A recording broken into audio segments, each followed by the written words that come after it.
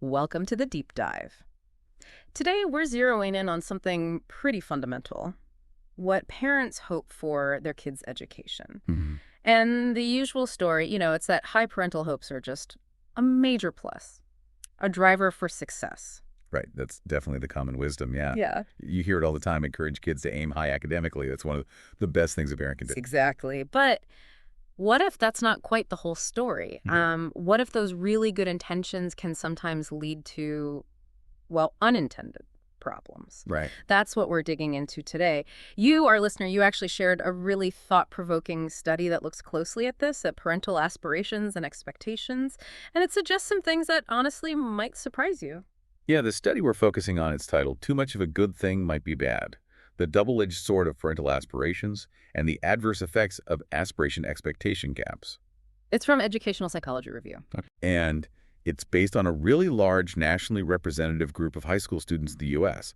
What's super valuable is that it followed these kids over, well, quite a long time. How long? From year 10, so mid-teens, all the way through to when they were 26. Wow, okay. And that long-term perspective is key, isn't it? Absolutely. Because, like you said, the initial findings seem to challenge the simple idea that just more parental ambition always equals better results. Hmm. In fact, this study kind of hints that sometimes really high parental aspirations could actually be, well, detrimental. That's the surprising part they explore. Okay, so let's unpack this. The study makes a really important distinction right away, doesn't it? Yes, absolutely. They differentiate between parental educational expectations and aspiration. Okay, what's the difference there? So, expectations are what level of education parents realistically anticipate their children achieving, how far they think they'll actually go. Right. The practical prediction. Exactly. Right. Whereas aspirations, Right. that's how far they ideally want their children to go. The dream, you could say. Ah, okay. Want versus realistically expect. Precisely. It seems subtle, maybe, but it turns out to be quite significant. Like, a parent might dream of their child getting a doctorate, that's the aspiration, but realistically expect they'll probably complete a bachelor's degree. Gotcha. Right. I get that. Now, we've all heard, haven't we, how important parental involvement and hopes are for kids' education. There's just tons of research on that. Oh, absolutely. Yeah. And the study itself fully acknowledges this well-established link.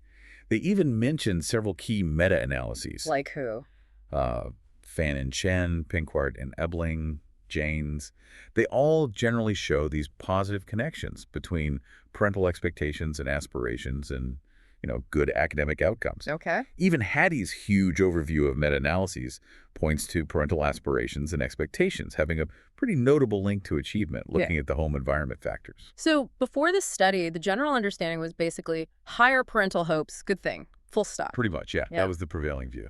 So given all that, what made these researchers then question this seemingly straightforward picture? What was the main question they were trying to tackle? Well, they were essentially asking, is there maybe a limit? Is there a point where high parental expectations and aspirations stop being beneficial? Mm-hmm. Could there be a point where having too much of a good thing actually becomes, detrimental? And crucially, is it always good for parents to want things for their children that are way higher than what they realistically expect? Ah, that gap again. Exactly. They wanted to investigate that aspiration-expectation gap directly. Okay, so here's where it gets really interesting for you listening. What did they actually discover when they looked specifically at parental expectations, the realistic ones? Right. So the findings for parental expectations, they largely lined up with what we already thought we knew from previous research. Okay, so positive. Generally, yes. Yeah. They found that higher parental expectations back in year 10 had a positive influence on the student's own educational expectations, both then and later in year 12. Makes sense. These higher parental expectations were also linked to students having a stronger academic self-concept, Yeah. believing in their own abilities more, Good. better final high school GPAs too, and even more positive long-term outcomes by age 26. Like what? Things like higher actual educational attainment and also more ambitious educational and occupational expectations for themselves at that age. So it really seems like when parents have realistic but, high expectations, it generally pans out well. That's what the data suggests for expectations, yes. Yeah. A pretty consistently positive picture. But then, what about those really ambitious parental aspirations, the big dreams? Did they see the same kind of positive pattern there? Not really, no. The effects of parental aspirations were much more Well, mixed and generally quite small. Mixed how? Well, in some cases they found a positive link, sure, but in others the connection just wasn't statistically significant.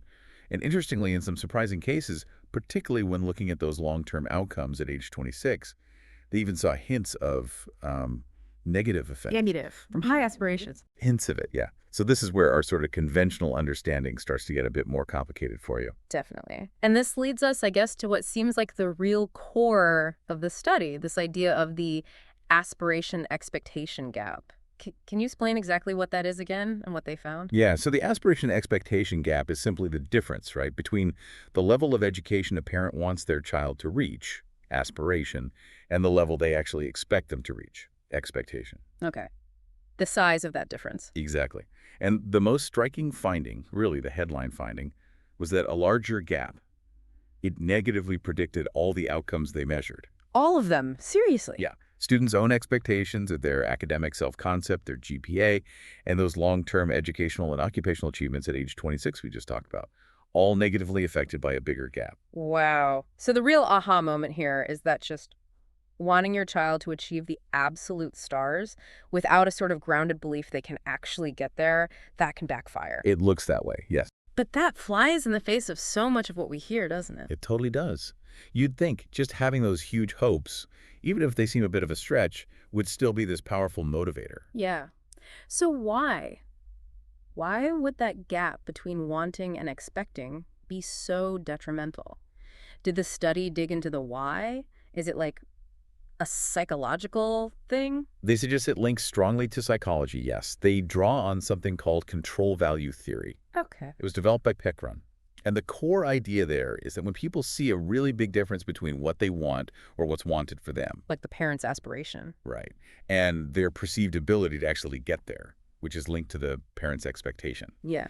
it can lead to negative emotions like anxiety, maybe hopelessness, Yeah. and importantly, a reduced sense of control over their own success. So if the goal feels totally impossible. Exactly. It can breed anxiety, it undermines their belief in their own capability, their self-concept, and ultimately, it can actually lower their motivation. So it kind of crushes the drive instead of boosting it? That's the idea. Essentially, wanting something way more than you realistically expected creates this sort of background noise of potential failure. It undermines the very motivation you're hoping to build. And the study's long-term data suggests this isn't just a feeling. It has real, tangible negative effects years later. So instead of inspiring kids to reach further, it can actually make them feel less capable, less motivated to even try. Wow. Precisely. Oh. And they also point to other research that kind of backs this up. Oh, yeah. Like what? Well, for example, Murayama and colleagues found something similar. When aspirations went way beyond realistic expectations, it was negatively linked with academic achievement. Okay. And Trindad's work indicated that parental aspirations could have adverse effects when they were substantially higher than the child's own expectations. Right. And another study by Schoonenberger found these kinds of big gaps were linked to lower levels of actually finishing education in adulthood. Huh. This has some really big implications then, doesn't it? Especially when you think about how often the message out there is just aim for the stars.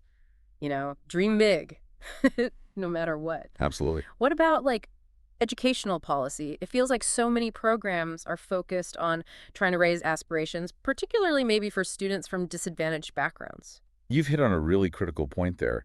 The study addresses these policy implications directly. How so? They highlight how raising aspirations and expectations has become this really widely adopted strategy, right? Yeah. In efforts to improve educational outcomes and, crucially, reduce inequalities. Yeah, you hear that a lot. They cite examples like the UK government's focus on tackling what they call poverty of aspiration. And the OECD, the big international organization, emphasizes how important it is to foster high aspirations in all students, including those from less privileged backgrounds. So the thinking behind those policies is basically that a lack of ambition is like a primary barrier, especially for certain groups. That's often the underlying assumption, yeah. Yeah. The idea is if you can just raise a student's sights, get them to dream bigger, they'll naturally be more motivated, work harder, achieve more. But this study suggests maybe not so simple. Exactly. It suggests that might be an oversimplification. It indicates that simply trying to boost aspirations without also addressing the realistic expectations and maybe crucially providing the support needed to help students bridge that gap It might not only be ineffective, but could actually be counterproductive if it creates these large, persistent aspiration expectation gaps. So it could actually harm the kids you're trying to help. That's the potential risk this research points to. It really suggests maybe a fundamental rethink of the just raise aspirations approach is needed. Okay, so parental hopes, expectations. They're obviously a big piece of the puzzle. But what about the students themselves and their teachers? How did their expectations fit into this whole picture? Right, good point. The study does touch briefly on student expectations, too. Interestingly, meta-analyses have shown that students often tend to have somewhat higher educational expectations for themselves than their actual achievement levels. Oh, really? More optimistic. A bit, yeah. Although that difference typically gets smaller as they get older, as they progress through school. Okay. And their own expectations are also tied to, how they've done in the past, their hopes for the future. Pinquart and Eveling's research suggests that. And not surprisingly, their expectations generally do correlate with their eventual academic success. Makes sense. And teachers, I mean, they spend so much time with students, they see their abilities up close. Their expectations must be pretty influential, right? Absolutely. Teacher expectations are definitely known to have an impact on student outcomes. Though the nature of that influence is complex, it's been debated quite a bit. You mean like the self-fulfilling prophecy idea? Exactly, that's part of it. The idea that a teacher's belief about a student's potential can sometimes unintentionally shape how that student performs. Right. However, the study also points to other important research, particularly from Jusim and his colleagues, which suggests that actually teacher expectations are often quite accurate reflections of where students currently are academically. Oh, so less about creating the outcome and more about predicting it. Kind of. Hmm. Their argument is often that teachers' expectations predict student outcomes, not primarily because they cause them, but because they're a pretty realistic assessment of the student's current achievement level and trajectory. So teachers are often quite good at gauging where a student is at. Okay, that seems reasonable too. And when you compare the expectations of parents, teachers, and the students themselves, all three, what do we generally see? Which ones line up most strongly with achievement? Well, there was a meta-analysis by Danichman that looked at this. It found that of those three sources, teacher expectations actually had the strongest correlation with student achievement. Stronger than the student's own. Yes. Yes. Followed by the student's own expectations, and then parental expectations came in third. However, the researchers in our main study here, they rightly point out that most research tends to just focus on one perspective at a time, just parents or just teachers. So comparing across all three definitively can be a bit tricky. But this study looked at all three, didn't it, in their sample? What did they find about how these different expectations related to achievement? Yes, they did look at all three. Okay. And their findings were pretty consistent with Danishman's broader review. They found that teacher expectations show the strongest correlation with both the students' test scores and their GPAs, Okay. which, again, reinforces that idea that teachers' expectations are very closely tied to a student's actual current academic standing. Right. Now, let's shift gears slightly. The study also explores how the school environment itself, the context, can play a role in shaping these expectations. They talk about something called the big fish, little pond effect. What exactly is that? The big fish, little pond effect, or BFLPE. Yeah, it's a really interesting concept, especially when we're talking about academic self-concept. In essence, it suggests that a student, let's say they have a certain level of academic ability, they might actually have a lower academic self-concept if they're in a school with loads of other really high-achieving students. Compared to? Compared to an equally able student who happens to be in a school where the students are generally, maybe, less high-achieving on average. Why is that? It's mostly down to social comparison. Our sense of our own abilities is often based on comparing ourselves to the people immediately around us, our peer group. Right. So if you're in a pond full of really big fish, even if you're a reasonably big fish yourself, Yeah. you might feel relatively smaller, less capable. That makes perfect sense, actually. You're constantly measuring yourself against this super high-performing group. So how does this BFLPE thing connect back to the expectations and aspirations we've been discussing? Well, the study found something pretty consistent with the BFLPE. They found that the school average achievement level, how well kids did overall in that school, actually negatively predicted expectations. Negatively. So higher achieving schools meant lower expectations. Lower expectations held by parents, by teachers, and by the students themselves.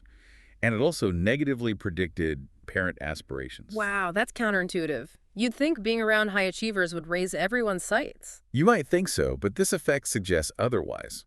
So even though an individual student's own achievement has a positive impact on expectations for them, being in a school where the overall average is really high seems to lower the general benchmark for what feels good or expected. It's like the bar gets raised so high it feels harder to reach. Something like that.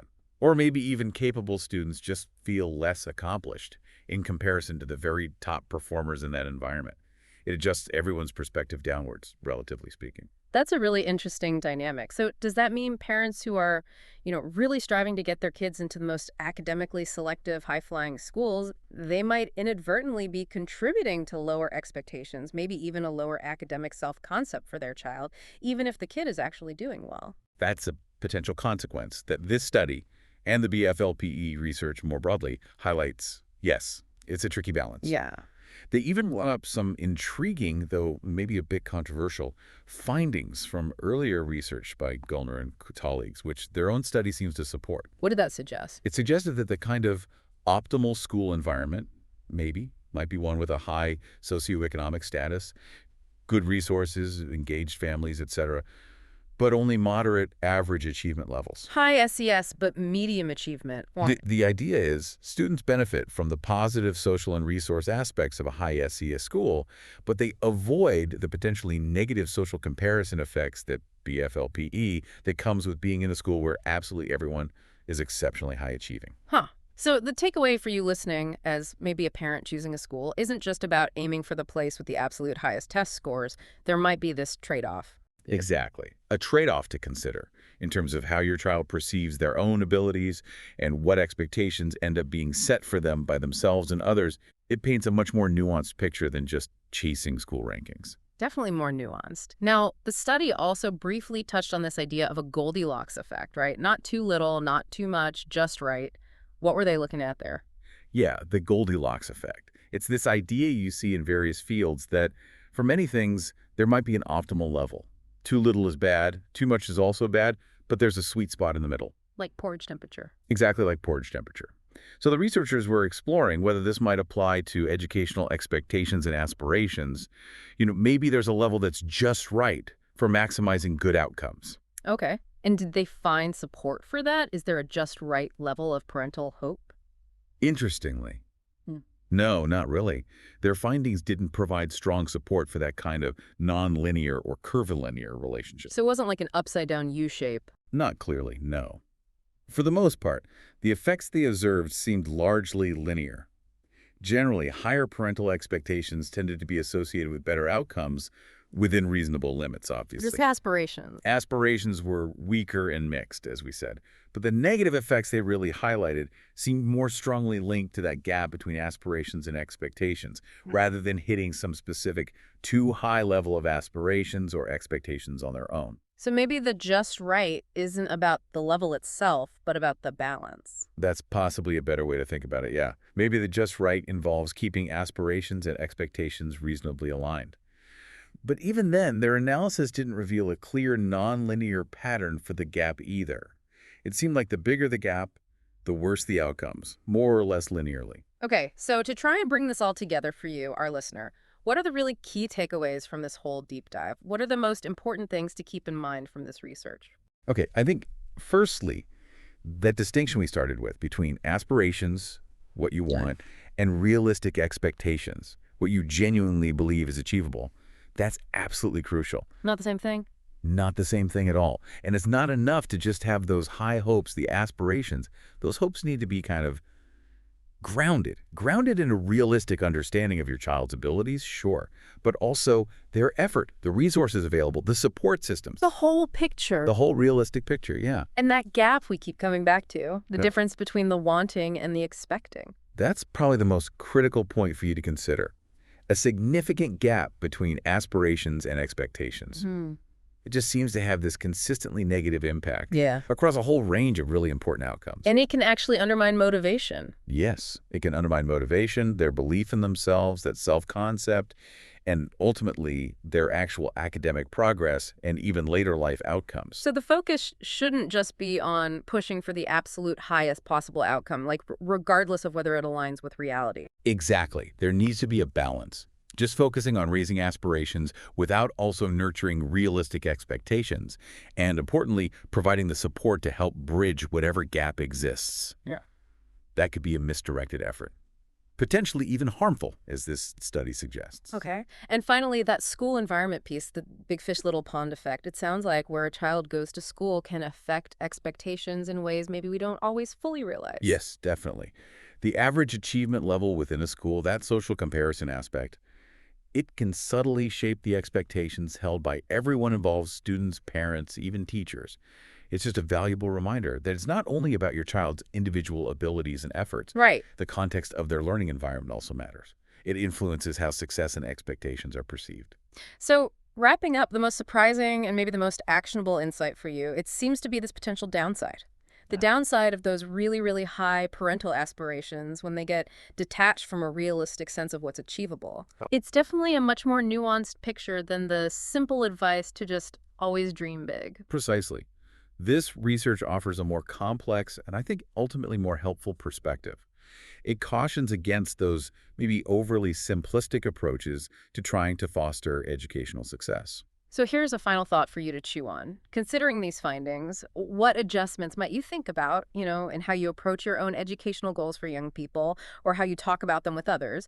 How do you balance that ambition with a really realistic understanding of the path ahead? It certainly gives you something to think about. It absolutely does. And if you are interested in exploring this more, we definitely recommend taking a look at the full study in Educational Psychology Review.